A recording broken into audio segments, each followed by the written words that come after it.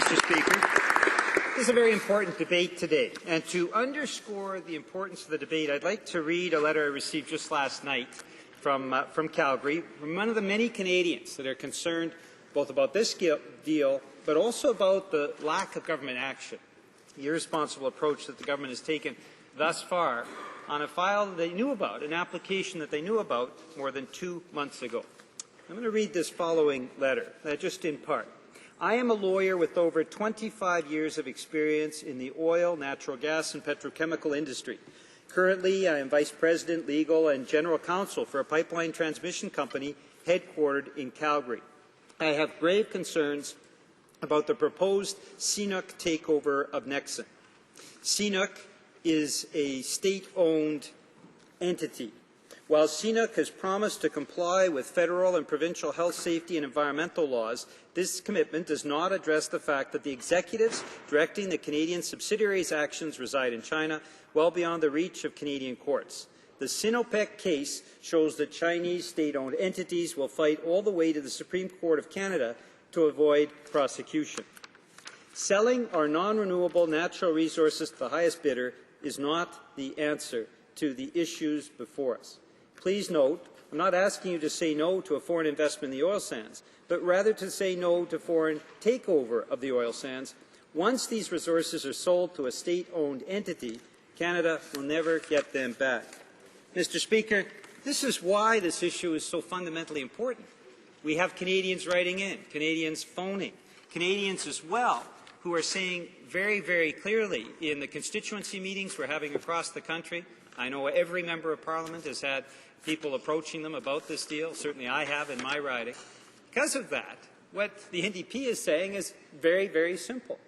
There needs to be public consultations on this deal. Before the government moves to rubber stamp, consult the public.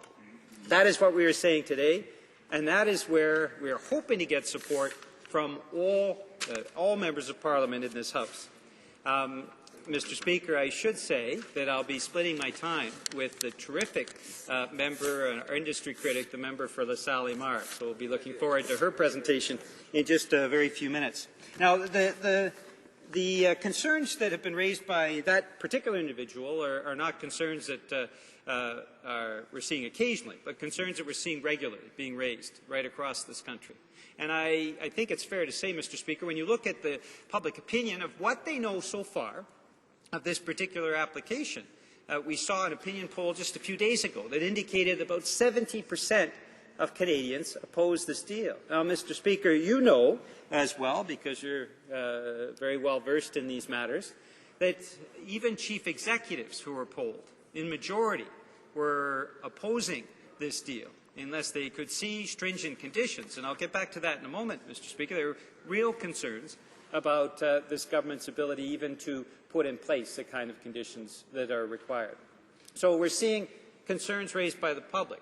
We're seeing concerns raised by boardrooms across this country. And, Mr. Speaker, as you well know, we've even heard concerns raised in the Conservative caucus. So for all of those reasons, the NDP is presenting today a motion that allows for the type of considered discussion around this issue that needs to take place. We're saying there should not be a decision made, there shouldn't be a rubber stamp on this without conducting thorough public consultations, that the House is directing the government to immediately undertake transparent and accessible public hearings into the issue of foreign ownership in the Canadian energy sector, with particular reference to the impact of state-owned enterprises, and the government must respect its 2010 promise to clarify in legislation the concept of net benefit within the Investment Canada Act. Now, Mr. Speaker, that is what we're putting forward. Certainly, no Conservative member of Parliament could oppose what has been a commitment made to Canadians, both in the previous House and the previous election campaign. Mr. Speaker, just to put on the table as we start this important debate today, I would like to recall to all members from all sides the unanimous support of the motion that was brought forward by our late leader, Jack Layton, 2 years ago, and was adopted unanimously in this House. And what it said was the following: in the opinion of the House, that what we need to do is make public hearings a mandatory part of foreign investment review. Conservatives voted for that.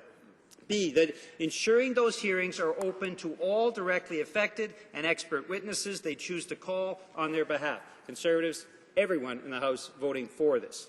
C, ensuring all conditions attached to approval of a takeover be made public and be accompanied by equally transparent commitments to monitoring corporate performance on those conditions and appropriate and enforceable penalties for failure to live up to those conditions. All members of the House voted for that. And finally, clarifying that the goal of the Act is to encourage foreign investment that brings new capital, creates new jobs, transfers new technology to this country, increases Canadian-based research and development, contributes to sustainable economic development, and improves the lives of Canadian workers and their communities, and not foreign investment motivated simply by a desire to gain control of a strategic Canadian resource. Mr. Speaker, every single member of Parliament, every member of the Conservative Party that was there on that date in 2010, the motion presented by Jack Layton, voted for this. This is one of those rare occasions, Mr. Speaker, when there was a unanimous move by the House of Commons to direct the government to undertake certain actions 2 years ago. Now we're 2 years later, Mr. Speaker. Has anything been done on following up on that motion passed unanimously by the House? Has anything been done? No. My colleagues remind me. Nothing has been done in the last 2 years. Now, 2 months ago, Mr. Speaker, we had this application announced at the end of July. At that time, the industry critic, the member for LaSalle-Mart, and myself rose in press conference to say very clearly that now the commitments undertaken in 2010 need to be brought forward in 2012 because the application is pending. Was anything done? No. No. My colleagues remind me again, Mr. Speaker. And now we are at a few days from the deadline that was set when the process, the formal application came forward, the 45 days period started, and we are now only a few days from that point when the government should be making an enlightened decision, given the importance of the file, given not just the letter I read just a few minutes ago, but also the other letters and phone calls we're receiving and conversations we're having with our constituents. A few days away. Has anything been done by this government to reinforce that commitment made 2 years ago? No. There we go, Mr. Speaker. What we've seen is a failure on the part of the government to keep that commitment from 2 years ago. The NDP provided clear direction. Every single member of the House of Commons said, yes, that is the direction that this country should go. The government needs to take this direction from the House of Commons. And for 2 years, nothing has been done. 2 months ago, the application was pending. We knew that. Did the government snap to attention and start working? No, Mr. Speaker. No work has been done. And now we're only a few days away from what would be a decision that would be enlightened and emboldened by full public consultations, and we have not seen anything. Mr. Speaker, this is the fundamental problem.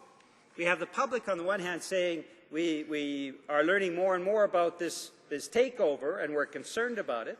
We have the chief executives and those in the boardroom saying we are looking at this and we're more and more concerned. We have even Conservatives raising this issue, but we have seen no leadership at all from this government. So, Mr. Speaker, if today the Conservatives voted against this motion, this would be a rejection and a repudiation of a commitment, solemn commitment, made to the Canadian public 2 years ago when they voted for that motion of Jack Layton. It would be a repudiation of what is clearly the public's desire to be consulted about this takeover and to be consulted around the whole issue of takeovers in the energy sector, particularly by state-owned companies. And, Mr. Speaker, it would also be a clear repudiation of a commitment made by every Conservative MP to clarify the net benefit, to engage that public confidence, which is clearly eroded because there has been no definition of net benefit, and also to set in place a level playing field for investors so they understand what what criteria they have to meet if they are applying for a takeover. Mr. Speaker, rejecting this motion today would be a repudiation of all that. I ask Conservative members to vote for. I hope they will support this motion. Thank you, Mr. Speaker. Question come on tide. Questions and comments? The honourable member for Winnipeg North. Yes, thank you, Mr. Speaker.